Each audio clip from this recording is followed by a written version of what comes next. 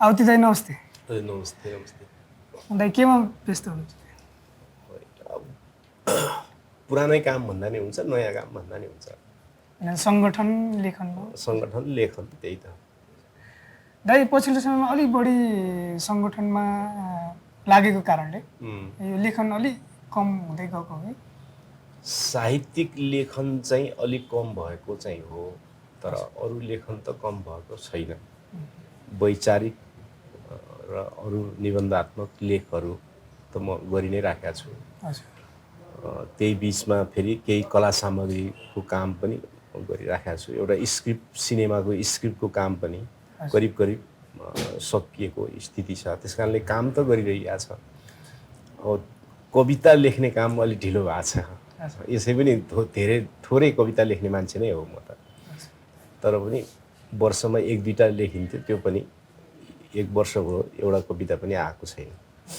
तर साहित्यिक लेखन चाहिँ अलिक कमजोर भएको अलिक कम भएको छ। तर अरू लेखन त तीव्रतामै हामी काम गरिरहेका छौँ। यो पछिल्लो समयमा प्रविधिको जुन विकास छ, खास गरी यो अनलाइन मिडियाहरू आइसके पछाडि दाइको विचारक व्यक्तित्व र विश्लेषक व्यक्तित्वको बारेमा चाहिँ भर्खरको नयाँ पुस्ता एकदमै अपडेट भएको देखिन्छ। तर दाइ त लामो समयदेखि झन्डै 30-35 वर्षदेखि किताबकै रूपमा पनि के अरे आइसकेको साहित्यकारको रूपमा चाहिँ अलिक कम जानकार जस्तो लाग्यो। जस्तो त्यही भएर मैले आज यहाँ दाइको किताबहरू पनि केही एउटा किताब चाहिँ फेला परेन, पहिलो सङ्ग्रह चाहिँ, तर अरू चाहिँ मैले यहाँ लिएर आएको छु। यो मैले किन कुरा उठाइराखेको भने जस्तो दाइले तपस्वीको गीतहरू भनेर पहिलो कविता सङ्ग्रह निकाल्नुभयो, त्यसपछि गौँगुरो अफ्रिका 2071मा निकाल्नुभयो। नयाँ घर उपन्यास पढेर त धेरै युवा पुस्ता चाहिँ क्रान्तिप्रति मोटिभेट भएको हामीले पढ्न सुन्न पाएका थियौँ।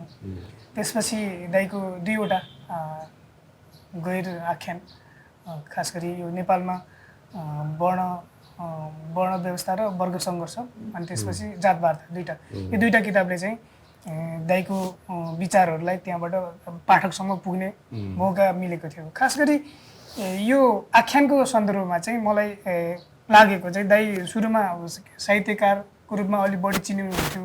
नयाँ पुस्तामा त्यति धेरै नयाँ भनेको अहिलेको नयाँ, फेरि हाम्रो पुस्तालाई त थाहा छ। त्यसमा चाहिँ मलाई के लागेको थियो भने दाइ यो स्खलन भन्ने उपन्यासको चाहिँ सानो मलाई यो कुरा गर्न मन लाग्यो। जस्तो यसमा चाहिँ दाइले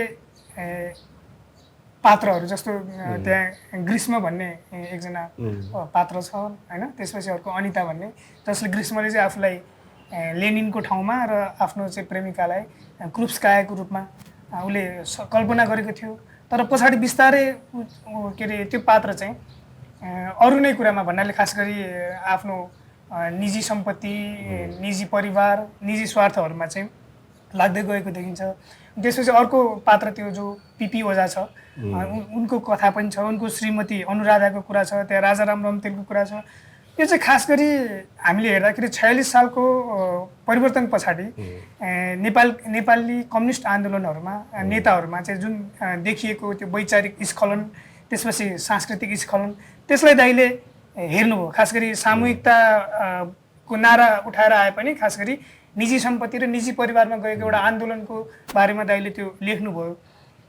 दाइले अहिले यसो सम्झिँदाखेरि त्यतिखेरको सङ्गठन, त्यतिखेरको चाहिँ के अरे नेताहरू होइन, यो बारेमा मैले लेख्नै पर्छ भन्ने दाइलाई कसरी लाग्यो? त्यो पृष्ठभूमि अलिकति जान्न पाए चाहिँ नयाँ पुस्ताको लागि पनि सजिलो हुन्थ्यो। अब मेरो लेखन चाहिँ कस्तो छ भने सुरुमा तपस्वीका गीतहरू जस्तो कविता सङ्ग्रह निकाल्ने बेलासम्म चाहिँ रहरको चरण थियो।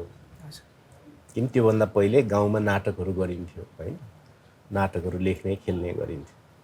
त्यो बेलासम्म चाहिँ एउटा रहरको चरण जस्तो छ। त्यसपछिका जति पनि पुस्तकहरू, कविताहरू वा राजनैतिक रचनाहरू, मेरो राजनीतिक रचनाहरूको त ठुलो पाटो छ, त्यो प्रकाशित हुनै बाँकी छ। त्यो बिस्तारै प्रकाशन गर्नुपर्ने हुन्छ। सांस्कृतिक विषयमा रचिएका रचनाहरूको थुप्रो एउटा अहिले केही किताबहरू बन्नुपर्ने अवस्था छ, त्यो बनाउला, त्यो बाहिर छापी पनि सकेका छन्। त्यसपछिका अधिकांश मेरो प्रयत्न चाहिँ आवश्यकताले जन्मिएका रचनाहरू हुन्। रहरसँग धेरै सम्बन्ध, रहर त हुन्छ सामान्यतः सृजना गर्ने रहर त जसलाई नै हुन्छ, तर चाहिँ रहरको निम्ति भनेर चाहिँ काम गरिएको अवस्था होइन होइन। जस्तो कि नयाँ घर भन्ने उपन्यास जो लेखियो त्यति बेलासम्म चाहिँ नेपालमा चाहिँ एउटा निम्न मध्यम वर्गीय पात्र, किनकि त्यति बेला निम्न मध्यम वर्गको जनसङ्ख्या नै बढी थियो नेपालमा होइन, निम्न मध्यम वर्गको जनसङ्ख्या नै बढी थियो, त्यसैबाट पुलिस पनि आउँथे, त्यसैबाट शिक्षक पनि आउँथे, त्यसैबाट क्रान्तिकारी पनि आउँथे। तर निम्न मध्यम वर्गको पात्र एउटा सर्वहारा क्रान्तिकारी, श्रमजीवी क्रान्तिकारीको रूपमा रूपान्तरण हुँदाखेरि चाहिँ उसको आत्मसङ्घर्षको अवस्था चाहिँ के हुन्छ त भनेर त्यो चित्रण चाहिँ म पाउँदैन थिएँ कि रचनाहरूमा, त्यति बेलाका किताबहरूमा म पाउँदैन थिएँ।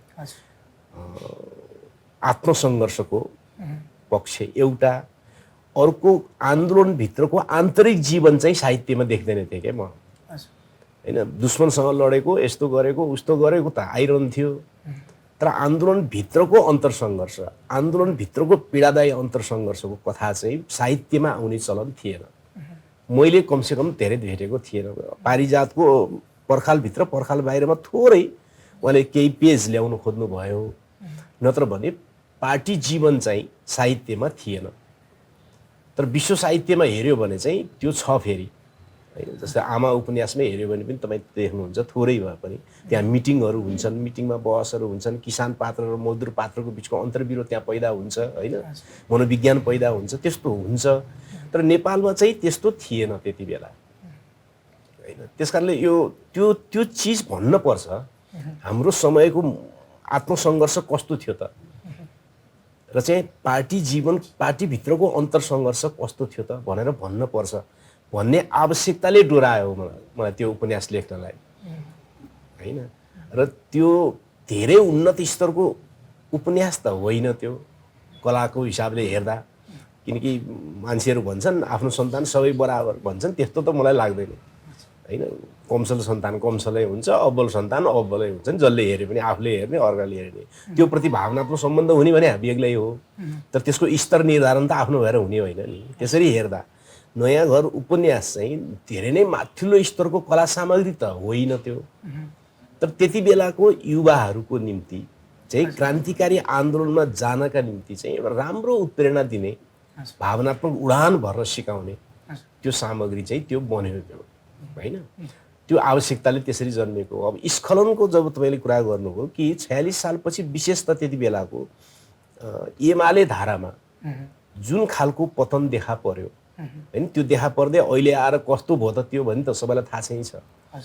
त्यति बेला चाहिँ त्यो जुन देखा पर्यो र चुनिएका मान्छेहरूमा के फेरि होइन, झापा सङ्घर्षका नायकहरूमा होइन, त्यसपछि वामपन्थी लेखक भनेर चाहिँ लामो समय चिनिएकाहरूमा त्यो प्रवृत्ति जो देखा पर्यो त्यो चाहिँ दर्ज हुनुपर्छ इतिहासमा कला सामग्रीको रूपमा भन्ने लागेर त्यो लेखिएको हो। तर त्यो त्यति बेला लेख्दाखेरि त त्यति बेलाको कथा जस्तो भयो।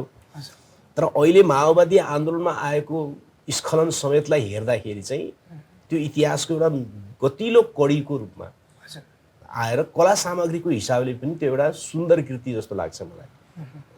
छोटो तर चाहिँ कला सामग्रीको हिसाबले पनि त्यो चाहिँ अलिकति राम्रो चिज त्यो बनेको हो। त्यस कारण आवश्यकतासँग सम्बन्धित छ मेरो लेखन। गौँगोरो अफ्रिकाभित्रका कविताहरू पनि अधिकांश आवश्यकताले लेखिएका चिजहरू छन्, आवश्यकताले त्यस्तो खालको छ त्यो। त्यसपछि अब यो वर्ण व्यवस्था र वर्ग सङ्घर्ष, जात वार्ता भन्नेको त विशुद्ध राजनीतिक आन्दोलन र सामाजिक आन्दोलनसँग सम्बन्धित विषयहरू छन्। त्यस कारणले गर्दाखेरि मेरो लेखन चाहिँ लेखक बन्नका निम्ति जस्तो नभइकन चाहिँ सामाजिक र तत्कालीन समयको आवश्यकता पूर्ति गर्न सकिन्थ्यो कि भन्ने कुरासँग चाहिँ बढी सम्बन्धित छ। त्यस कारणले पनि धेरै लेख्ने भन्दा पनि जे चाहिँ आफूलाई अहिले नभई भएन भन्ने लाग्दछ त्यो चिजमा बढी हात हाल्ने बानी बसेर गएको हो। यस्तो छ। स्खलनका पात्रहरू दाइले सम्झिराख्दा र खास गरी हामीले जुन कल्पना गरेका थियौँ समाजवादको, तर पछाडि उपलब्धि हात लागेको भनेको चाहिँ उदारवादी लोकतन्त्र भन्ने जुन एउटा पुँजीवादी व्यवस्था छ। त्यसमा फेरि पुरानो क्रान्तिका नायकहरू पनि त्यहाँ फिट हुँदै जाने होइन, त्यो स्थिति आउँदाखेरि चाहिँ दाइलाई त्यो स्खलनको सन्दर्भ अझ बढी मुखर हुँदै गयो जस्तो लाग्यो। होइन, यी लेखिएका किताबहरूको कति महत्त्व रहेछ भन्ने कुरा के व्यक्तिको निम्ति भन्दा पनि के व्यक्तिको निम्ति त खास महत्त्वको कुरा होइन, त समाजको निम्ति अहिले पनि 50 सालमा निस्किएको नयाँ घर किताब के अहिलेको पुस्ताले पनि पढिराखेको छ होइन, बजारमा बिक्ने किताबभित्र छ त्यो होइन, अर्को संस्करण निकाल्ने तयारी भइराखेको छ त्यो, 5-7वटा संस्करण भइसक्यो। प्रकाशकहरूले लुकाएर छापै छन् होइन, प्रकाशकहरू त त्यस्ता छन् नि नेपालका त अधिकांश है, फेरि सबै त होइन, थाहा नदिकन छापै छन् त्यो होइन, तर आधिकारिक संस्करण नै भइसक्यो नि 7-8वटा त होइन, अर्को संस्करणको तयारी पनि भइराखेको छ। त्यसकारण स्खलन पनि त्यस्तै छ, अहिले पनि बजारमा बिक्ने किताबभित्र नै छ। त्यसकारणले त्यसले पुस्तान्तर भइसकेको स्थिति बनेन यो। अब आन्दोलनको जल्दो बल्दो आवश्यकतासँग अहिले पनि अन्तर्क्रिया गरिरहने रचनाहरू हुन् यिनीहरू होइन, त्यसकारणले यसको यो इतिहास बनिसकेको छैन। अहिले त्यो नयाँ घर लेख्दाखेरि पनि दाइ त्यतिखेर एकदम राजनीतिमा एकदम सक्रिय के अरे घनीभूत रूपमा चाहिँ दाइ सङ्गठनमा लागेर होइन विभिन्न ठाउँमा के हिँडिरहेको, त्यस्तो एकदम त्यो दाइको राजनीतिको पनि एउटा उत्कर्षमै त्यो समय थियो।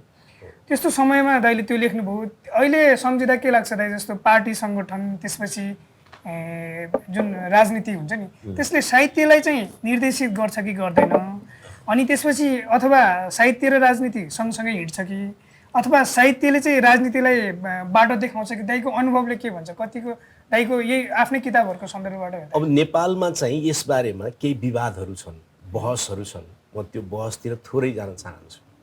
लामो समयसम्म माओ सेतुङले चाहिँ अब प्रगतिवादी क्षेत्रको कुरा गरौँ न, लेनिनले चाहिँ सरवारा साहित्य चाहिँ क्रान्तिको कलपुर्जा हुनुपर्छ भन्ने एउटा रचना लेख्नुभयो।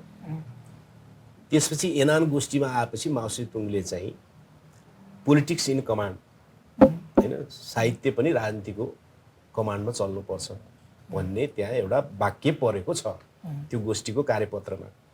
त्यसलाई नेपालको वामपन्थी वा नेपालको प्रगतिवादी आन्दोलनले कसरी अर्थ्याइदियो लामो समयसम्म भने साहित्य राजनीतिको अथवा सौन्दर्य शास्त्र वा साहित्य वा संस्कृति राजनीतिको अधीनमा हुनुपर्छ, पोलिटिक्स इन कमान्ड हुनुपर्छ भन्ने ढङ्गले परिभाषित गरिदियो, जसको कारणले चाहिँ निकै ठुलो विकृतिहरू आयो होइन। तर कुरा चाहिँ के हो त भने संस्कृति र राजनीति एक अर्काको अधीनमा हुँदैन। राजनीति र संस्कृति दुईटै दर्शनशास्त्रको अधीनमा हुन्छ होइन। अब राजनीति चाहिँ प्रत्यक्ष दैनिक वर्ग सङ्घर्षसँग सम्बन्धित भएको हुनाले त्यो बढी चलायमान हुन्छ, त्यो मुखर हुन्छ, चलायमान हुन्छ। त्यो संस्कृति चाहिँ लामो समयको सामूहिक क्रियाद्वारा निर्माण हुने भएको हुनाले र कला चेतना चाहिँ प्रकृति वर्ग सङ्घर्ष सामाजिक जीवन र व्यक्तिको सृजनशीलताको फ्युजनबाट अन्तर्घुलनबाट चेतना जन्मिने भएको हुनाले, कला चेतना जन्मिने भएको हुनाले त्यसको प्रक्रिया सापेक्षित रूपमा ढिलो हुन्छ होइन। त्यसकारण आफ्नै विशेषताहरू हुन्छन् तिनीहरू होइन, आफ्नै विशेषता सहितका स्वायत्त चिजहरू हुन्छन् र तिनीहरू दर्शनशास्त्र अन्तर्गत हुन्छन् होइन। त्यसकारण राजनीतिले संस्कृतिलाई गाइड पनि गर्न सक्दैन, संस्कृतिले राजनीतिलाई गाइड पनि गर्न सक्दैन, अधीनमा राख्न सक्दैन। तर के चाहिँ हुन्छ त फेरि भने एक अर्काबाट प्रभावित भइरहन्छ होइन। सांस्कृतिक गतिविधिले, लेखनले वा गीतले, सङ्गीतले, सिनेमाले त्यसले राजनीतिलाई प्रभावित गरिराखेका हुन्छ। तर राजनीतिक वर्ग सङ्घर्ष र सङ्घर्षले पनि सांस्कृतिक चेतना र सृजनालाई प्रभावित गरिराखेका हुन्छ। तर एक अर्कामा अधीनमा चाहिँ त्यो रहन सक्दैन। अधीनमा राखिन्छ भने त्यो विकृति हुन्छ होइन। पहिला त यहाँ यो बहसलाई प्रश्न गर्नुपर्ने हुन्छ। यसमा लेनिनहरू र माओहरूले भनेको कुरा पनि केही फरक कुरा होइन। त्यो उहाँहरूले भने चाहिँ के थियो त भन्दाखेरि जापानसँग सबै हामी लडिराखेका छौँ, सबै होइन, कम्युनिस्ट पनि लडिराखेका छौँ, देशभक्त पनि लडिराखेका छौँ भने हाम्रो साहित्यमा चाहिँ जापान विरोधी चेतना हुनुपर्छ भन्ने अर्थमा माओले पोलिटिक्स इन कमान्ड भनेको, त्यसलाई यहाँ ल्याएर के गरिदियो त भन्दाखेरि चाहिँ सांस्कृतिक गतिविधि नै राजनीतिको अधीन हुनुपर्छ भन्नेतिर लगियो, जुन गलत थियो हैन। त्यसकारणले एउटा विवाद त्यहाँनिर हल गर्नु पर्यो हैन। अब मैले बुझ्ने कुरा गर्दाखेरि चाहिँ यदि यो ढङ्गले बुझ्ने हो भने चाहिँ राजनीति र साहित्य सृजनासँग एक अर्काको अन्तर्विरोधी हुँदैनन् हैन। के कुरा चाहिँ सत्य हो त भने राजनीति चाहिँ अब दैनिक वर्ग सङ्घर्ष जनसङ्घर्षसँग दैनिकीमै छेनछेनमा क्रियाशील हुनुपर्ने भएको हुनाले राजनीतिको सङ्गठनात्मक गतिविधिमा धेरै लाग्नु परेको बेलामा कला चिन्तन गर्ने समय चाहिँ कम हुन्छ। त्यो कुरा चाहिँ सही हो कि कला चिन्तन गर्नका निम्ति चाहिँ उसले चाहिँ एकान्त अलिकति राम्रो वातावरण हैन, अलिकति शान्त ढङ्गले सोच्ने वातावरण, भावनामा उड्ने वातावरण हैन, सृजनाको चाहिँ एउटा उचाल तरङ्गमा चाहिँ रम्ने वातावरण अलिकति चाहिन्छ त्यसलाई हैन। अब एउटा कविता, एउटा मुक्तक वा एउटा सानो लेख लेख्न त नचाहिन सक्दछ हैन, युद्धकै बिचमा पनि लेख्न सकिन्छ। तर चाहिँ अलि लामो समयको श्रृङ्खलामा बुन्नु पर्ने साहित्य गर्न पर्यो भनेदेखि चाहिँ उसलाई अलि वातावरण अलि मिल्नु पर्ने हुन्छ। त्यस्तो केही विशेषताहरू त हुन्छन्, तर राजनीतिले साहित्यलाई असर गर्ने, साहित्यले राजनीतिलाई असर गर्ने भन्ने म त त्यस्तो बुझ्दिनँ। त्यसरी त हुन सक्दैन, त्यस्तो हुँदैन। दाइले सङ्गठनमा लाग्दाखेरि हिजोको सङ्गठनदेखि आजको सङ्गठनसम्म आउँदाखेरि त्यस्तो के अरे आफूले पनि अनुभव गरेको कुराहरू, यो चाहिँ सैद्धान्तिक कुरा भयो, अनुभव गरेको कुराहरू पनि केही छ कि दाइ, खास गरी यो साहित्य र राजनीतिको?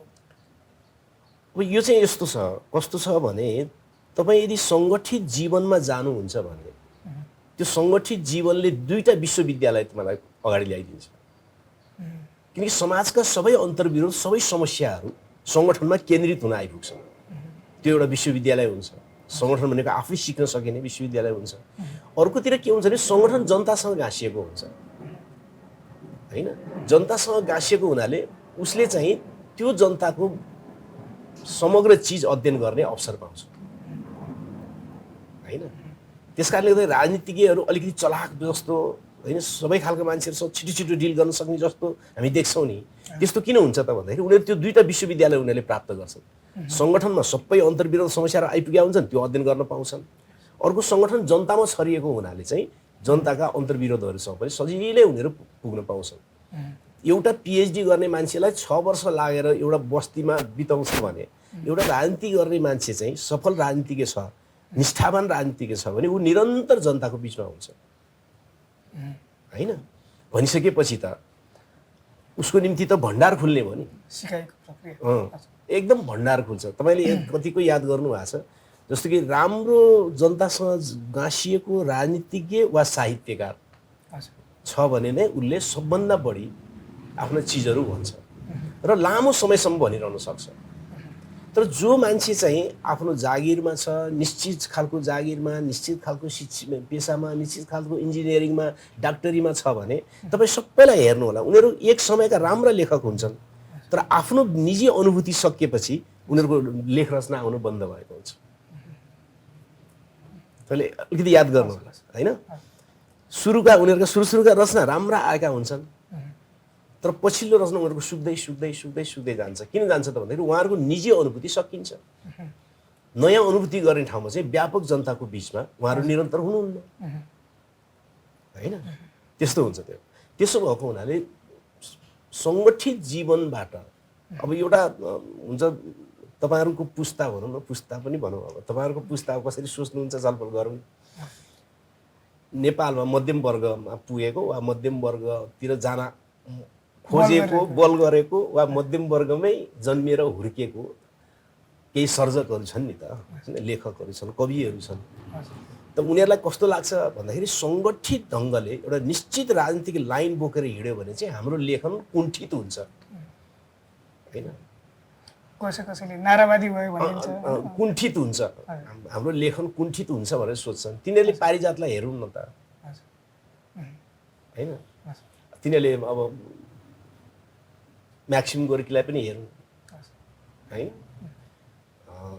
सबैलाई हेरे भने मोदनाथ प्रसिद्धलाई नै हेरौँ न, पञ्चायतकालको मोदनाथ प्रसिद्ध के गौँथलीको गुण वा चाहिँ मन्त्री भइसकेपछि मोदनाथ मन नलाए नहेरौँ होइन।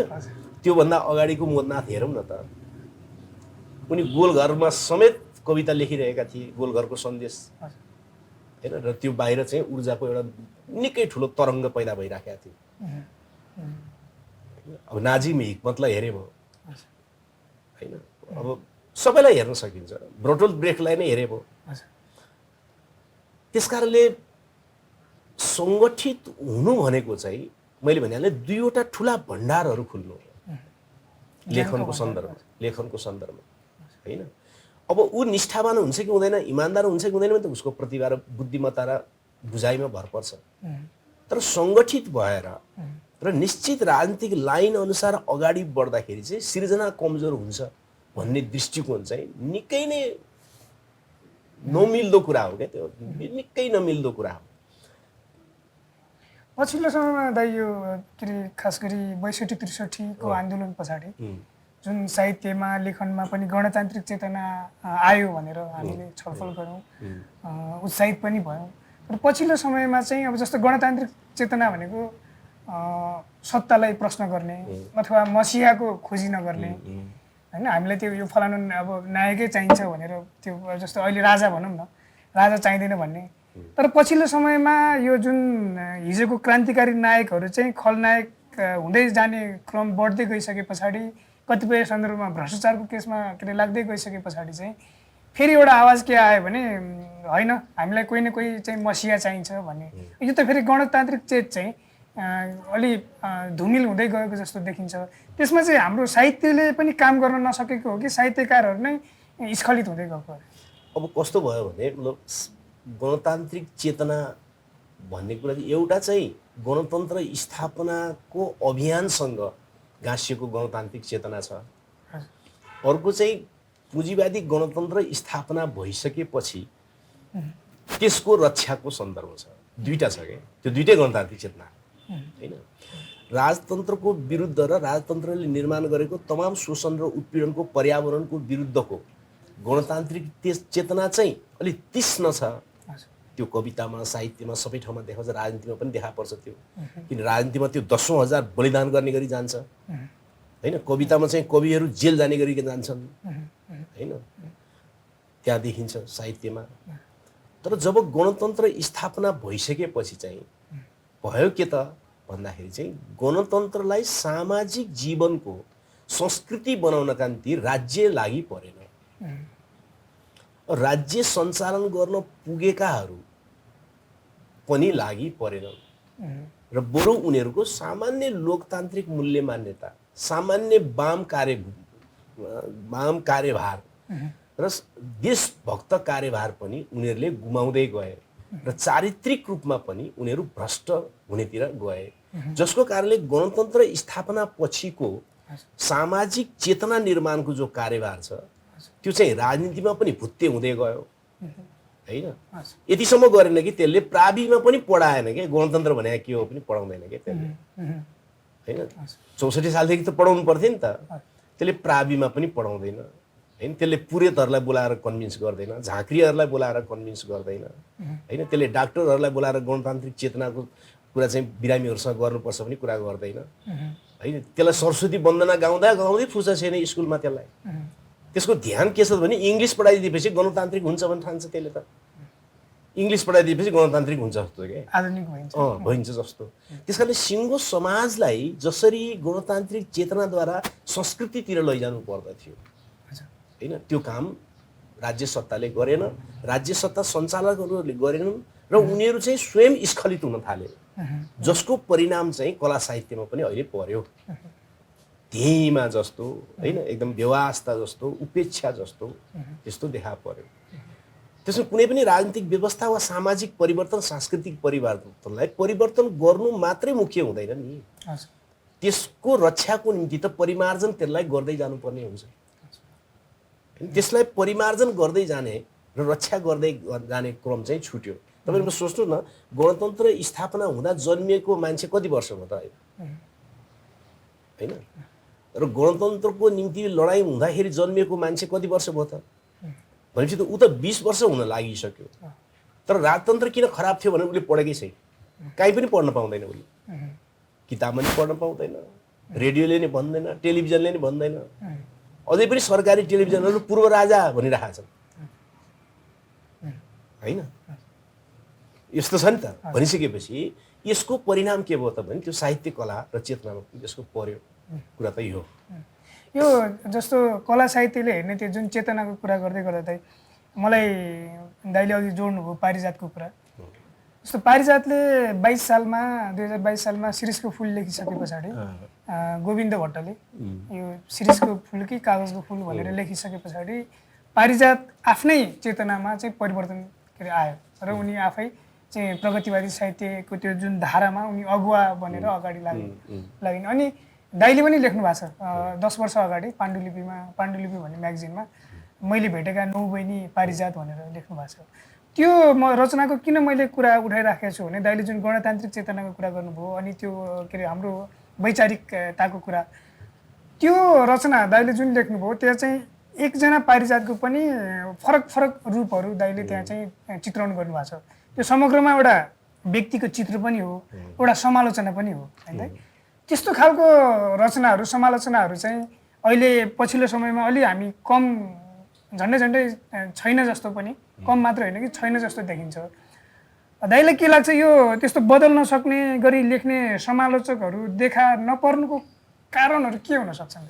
एउटा कारण त के भयो भन्दाखेरि चाहिँ राजनीतिक कस्तो हुन्छ भने कला सिर्जना वा सर्जकको भनौँ न, त्यो लेखक होला, त्यो कलाकार होला, त्यो सङ्गीतकार होला, त्यसको पछाडि उन्नत कलाकारको अगाडि उसको पछाडि एउटा विचारधारा हुन्छ। उन्नत कलाकारको छिपछिपे कलाकारको उसको पछाडि एउटा राजनीतिज्ञ हुन्छ। छिपछिपे कलाकारको पछाडिको चेतनामा उसको एउटा राजनीतिज्ञलाई उसले बिम्ब बनाइराखेका हुन्छ, त्यसबाट सोचिराखेका हुन्छ। उन्नत कलाकारको चाहिँ उसको पछाडि एउटा विचारधारा हुन्छ होइन। अब नेपालमा अधिकांश कलाकार सृजनकर्ता लेखकहरूको पछाडि चाहिँ राजनीतिज्ञ छ के, राजनीतिज्ञ हुनु पर्थ्यो। विचारधारा भएका कलाकारहरू पनि छन्, उनीहरू निरन्तर आफ्नो काम गरिराखेका छन्। तर जसले आफ्नो पछाडि एउटा राजनीतिज्ञलाई मात्रै राख्यो, त्यो राजनीतिज्ञ ढल्दाखेरि ती ढले क्या, बुझ्नुभयो नि। ती राजनीतिज्ञहरूको ठुलो पङ्क्ति त ढल्यो अहिले, मूल्य मान्यता सबै चिजबाट ढल्यो नि त। ढलिसकेपछि त्यो राजनीतिज्ञलाई धुरी बनाएर त्यसलाई प्रेरणाको स्रोत बनाएर जो लेखिरहेका थिए, लेखन कर्म गरिरहेका थिए, या त उनीहरूको लेखन भुत्ते हुँदै गयो, अब धारै नभएको, या त कतिपय त लेख्नै छोडे, के लेख्ने भएर होइन। कतिपय चाहिँ स्तुति गानतिर गए, भजन गाउनेतिर गए। त्यस कारण हाम्रो समस्या कहाँ हो त भन्दाखेरि चाहिँ लेखक वा सृजनकर्ताको पछाडि विचारधारा हुने कि उसको पछाडि एउटा राजनीतिज्ञ हुने। फेरि यो विश्वव्यापी चलेको छलफल हो। गोन्जालो के भन्छन् त भने हरेक लेखकको पछाडि एउटा राजनीतिज्ञ हुन्छ भन्छन्, उनी त्यहाँसम्म मात्रै पुग्छन् होइन। तर मार्क्सवादी सौन्दर्य शास्त्रले चाहिँ के भन्छ त भने एउटा सचेत सृजनकर्ताको पछाडि चाहिँ विचारधारा हुनुपर्दछ, त्यसपछि मात्रै राजनीतिज्ञ इत्यादि कुराहरू आउँछन् होइन। त्यसो भएको हुनाले त्यसले प्रभाव पारिराखेको छ अहिले। त्यसको प्रभावमा के भयो त भने दुई खाले मान्छेहरू जन्मे, या त समालोचना रिडर बन्नका निम्ति लेख्ने, युनिभर्सिटीमा जागिर खाइरहेछ, लेक्चर मात्रै छ, नम्बर बढाउनु पर्यो, त्यसको निम्ति समालोचना लेख्नेतिर गयो। त्यो भनेको चाहिँ निकै औपचारिक, नितान्त औपचारिक खालको प्राविधिक पनि भनौँ न लेख्ने भए त्यसले हाम्रो आवश्यकता पूर्ति हुँदैन होइन। अब जसले चाहिँ नि राजनीतिज्ञलाई आफ्नो धुरी बनाएर राखे, ती राजनीतिज्ञहरू त ढलेका छन्, पछि उनीहरूको लेखन कमजोर भयो, थोरै लेखे पनि भयो। अब नयाँ पुस्ता भन्ने जो छ, नयाँ पुस्ताको बारेमा चाहिँ नयाँ पुस्ता अब हरेक क्षेत्रमा नवीन ढङ्गले अगाडि बढ्नुपर्ने छ, तर उनीहरूको स्कुलिङ ठिक भइराखेको छैन होइन। जस्तो कि यो कार्यक्रममा चाहिँ हामी प्रश्नोत्तर पनि गर्ने भन्छ नि होइन, प्रश्नोत्तर पनि गर्ने भन्नुहुन्छ नि उहाँहरूले, दुइटै सोध्नेले पनि भन्नेले पनि। जस्तै तपाईँ मार्फतै के तपाईँ जस्तो साथीहरूलाई किन तपाईँहरू लगातार लेखिराख्नु भएको छ, पढिराख्नु भएको छ, बहसमा उत्रिराख्नु भएको छ होइन, ठुलो आडम्बर पनि छैन, आफ्नो निष्ठापूर्वक आफूले जानकारी गरिराख्नु भएको छ। तर तपाईँहरू जस्तै साथीहरू चाहिँ एउटा निश्चित ढङ्गले चाहिँ सङ्गठित ढङ्गले किन हिँड्नुहुन्न त? यो प्रश्न त तपाईँलाई पनि आउँछ होइन? धेरैको उत्तर के आउँछ त भने अब कसै आशा गर्ने ठाउँै छैन, अथवा ऊ पनि त्यस्तै छ, ऊ पनि त्यस्तै, यस्तो आशा लाग्दो चिजै देखिएको छैन। अब फुलहरूले अर्को फुलेको छैन भन्यो भने के हुन्छ होइन? कोपिलाहरूले चाहिँ कोही फुलेकै छैन भन्यो भने त्यसकारण म किन फुलेँ भन्यो भने के हुन्छ होइन? त्यसकारण फुल्ने भनेको त आफू हो नि त होइन? आफू हो फुल्ने। आगोले अर्को आगोलाई सोधेर कसरी बल्ने? आगो त आफू बल्ने हो। डढेलो लाग्छ कि लाग्दैन, अर्को मुढा सल्किन्छ कि सल्किन्न, त्यो त अर्कोको कुरा हो होइन? त्यसकारणले तपाईँको पुस्ताको एउटा जमातले त्यसरी किन नसोच्या होला त? त्यसरी नसोचिकन त सचेत समाज जन्मिँदैन होला होइन? र आन्दोलन बिग्रिएको हुनाले धेरैको मनस्थिति बिग्रिने पनि भयो, त्यो त मान्न सकिन्छ। तर बनाउने चाहिँ कसले त फेरि? जस्तो हाम्रो पुस्ताको पनि समस्या चाहिँ दाइले अघि जुन के अरे इङ्गित गर्नुभएको थियो त्यही नै होला कि जस्तो हामीले पनि हाम्रो लेखन कर्मलाई लिएर पछाडि विचारधारा राख्यौँ कि विचारलाई राख्यौँ कि व्यक्तिलाई राख्यौँ, त्यो पनि हुनसक्छ। किनभने कुनै सङ्गठनमा भएपछि त्यो सङ्गठन टुटफुट भयो अथवा त्यो के अरे नेता कुनै भ्रष्टाचारमा मुछियो अथवा कुनै केसमा मुछियो भने यस्तै रहेछ भने फ्रस्ट्रेसन भयो अनि आफू पनि हराउँदै गयो, त्यस्तो पनि हुनसक्छ। हुन्छ नि, त्यो हुन्छ, एकदम हुन्छ, त्यो त हुन्छ। तर त्यति मात्रै छैन, त्यति मात्रै छैन कि एउटा प्रगतिशील चेतना राख्नेहरूको सोच्ने आलम्ब चाहिँ उत्तर आधुनिकतावादी जस्तो भनिन्छ होइन? उत्तर आधुनिकतावादी जस्तो प्रगतिशील चेतना भन्या त सामाजिक चेतना भन्या हो। समाज त सधैँ सङ्गठित छ, कहिले खराब उद्देश्यको निम्ति अगाडि बढ्छ, कहिले ठिक उद्देश्यको निम्ति अगाडि बढ्छ होइन? समाज त सङ्गठित छ। यो सङ्गठित नभइकन केही परिवर्तन गर्न सकिँदैन भन्ने कुरा बुझेको मान्छे सङ्गठन भनेपछि चाहिँ तीन बित्ता उफ्रेर भाग्ने कसरी हुन्छ त भने त्यो चाहिँ उसको सोच प्रगतिशील भयो त? भएन नि त होइन? अनि एकदम असल मान्छेहरूसँग मात्रै सङ्गठित हुन पाए हुन्थ्यो भन्ने कामना राख्ने हो भने म तपाईँलाई एउटा कुरा इतिहास सुनाउँछु कि कम्युनिस्ट पार्टीको घोषणापत्र कसरी जन्मिएको थियो भन्ने कुरा एक्चुअली अध्ययन गरे हुन्छ। 1836 देखि एउटा सङ्गठन खुलेको थियो युरोपमा, इसाई समाजवादीहरूको सङ्गठन होइन? उनीहरू कहिलेकाहीँ इसाई कम्युनिस्ट पनि भन्थे। इसाई समाजवादीहरूको सङ्गठन खुलेको थियो र उनीहरू एउटा सङ्गठित खालको विचारधारा निर्माण गर्न चाहन्थे, घोषणापत्र निर्माण गर्न चाहन्थे र लेख्ने मान्छेको खोजीमा जाँदा फ्रेडरिक एङ्गेल्स भेट भयो। फ्रेडरिक एङ्गेल्स र कार्ल मार्क्स त नयाँ विचारमा काम गरिराखेका थिए। अनि उनीहरूले त्यो इसाई कम्युनिस्टहरूसँग बहस गर्दै जाँदाखेरि 1847 मा गएपछि इसाई कम्युनिस्टहरूको सङ्गठन चाहिँ विघटन भयो। त्यहाँ कार्ल मार्क्स जोडिएर चाहिँ कम्युनिस्ट पार्टीको घोषणापत्र जन्मियो। काम सुरु भएको थियो इसाई कम्युनिस्टको घोषणापत्र लेख्नलाई, जन्मियो कम्युनिस्टहरूको घोषणापत्र। हेर्नुहोस् त, सङ्गतमा मान्छे ठिक छैनन्, वातावरण ठिक छैनन् भनेपछि त त्यसलाई ठिक पार्नको निम्ति पनि लाग्ने होला नि त। कसले चाहिँ ठिक पारिदिने होला त होइन?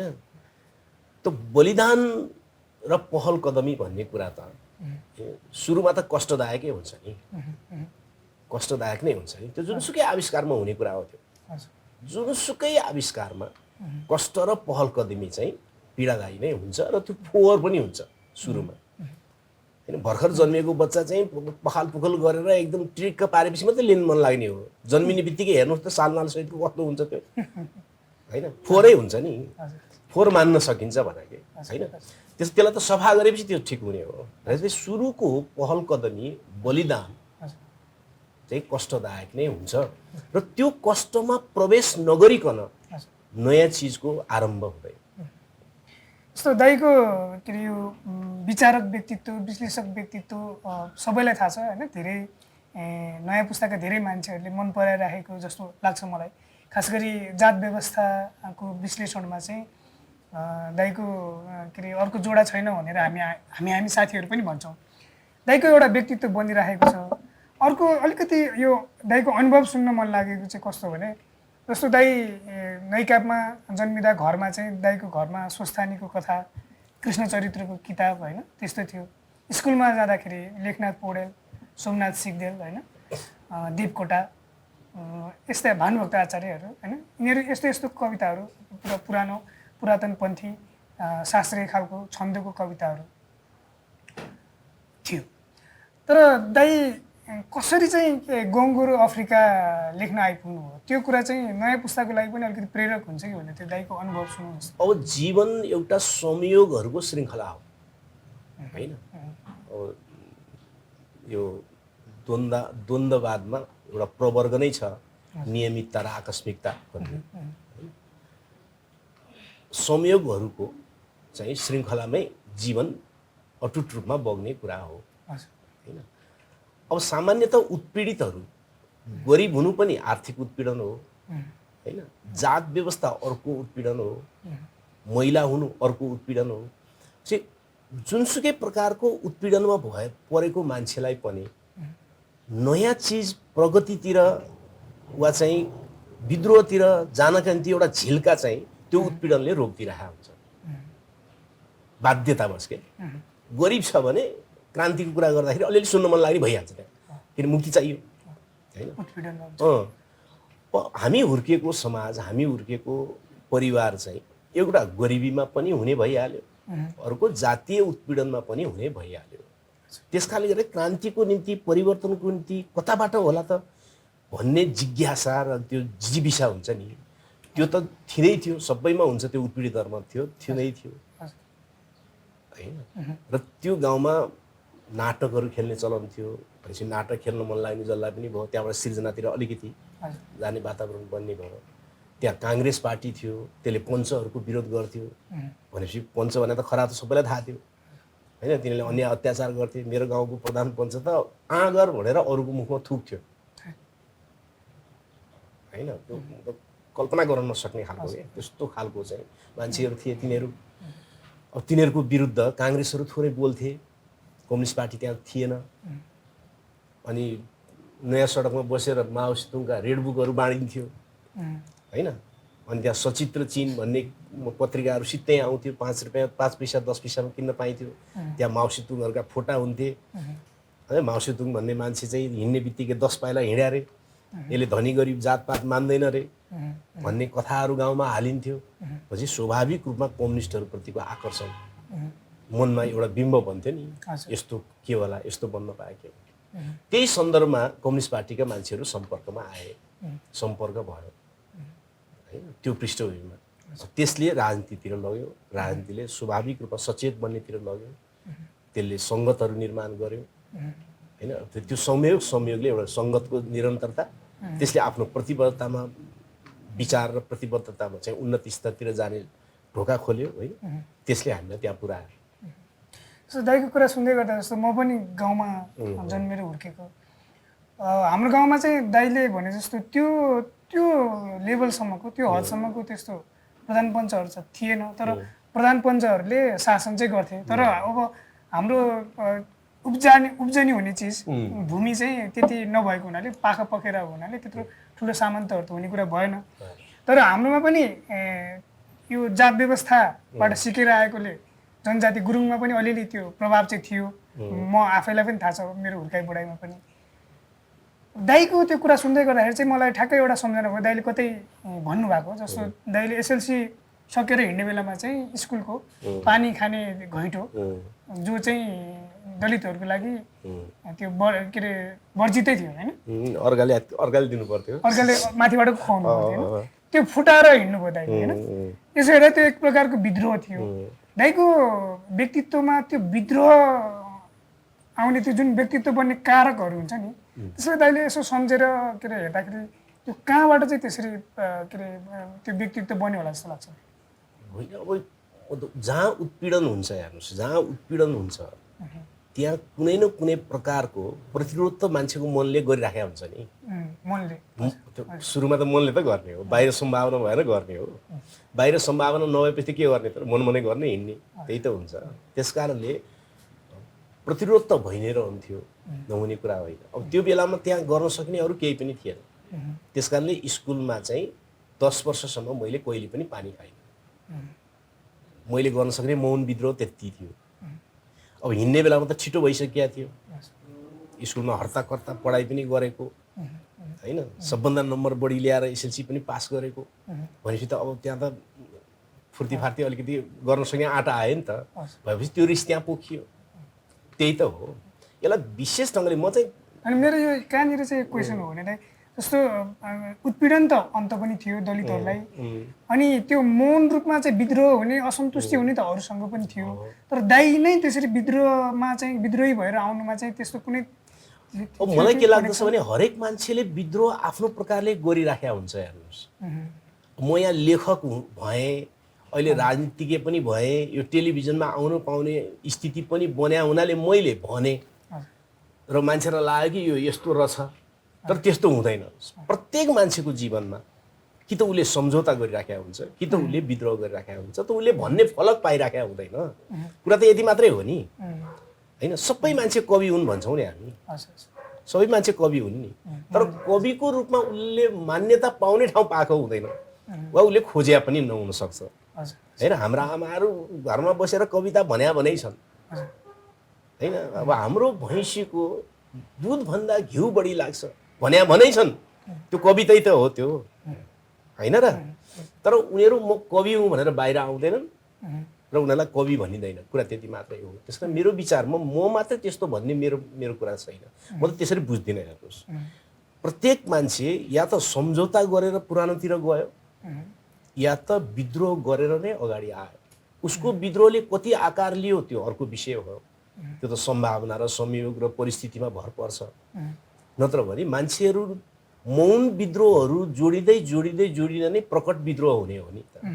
त्यो जनसमुदायले निर्माण गर्ने हो। त्यो एकजना नायकले चाहिँ विद्रोह गर्ने, अरू चाहिँ चुपो लाएर बसेका थिए भन्ने कुरा चाहिँ त्यस्तो हो जस्तो मलाई लाग्दैन। दाइले अघि उत्तराधुनिकताको कुरा गर्नुभयो र अहिले पछिल्लो समयमा जस्तो मैले याद गर्दाखेरि पहिले यो 60 को दशक यता चाहिँ म यो उत्तराधुनिकतावादी लेखकहरूको कार्यक्रमहरूमा गइरहेको थिएँ, अनि त्यहाँ चाहिँ यो पर्यावरणको कुरा हुन्थ्यो, अनि त्यसपछि मलाई पनि खुब त्यो विषय एकदम मन पर्थ्यो।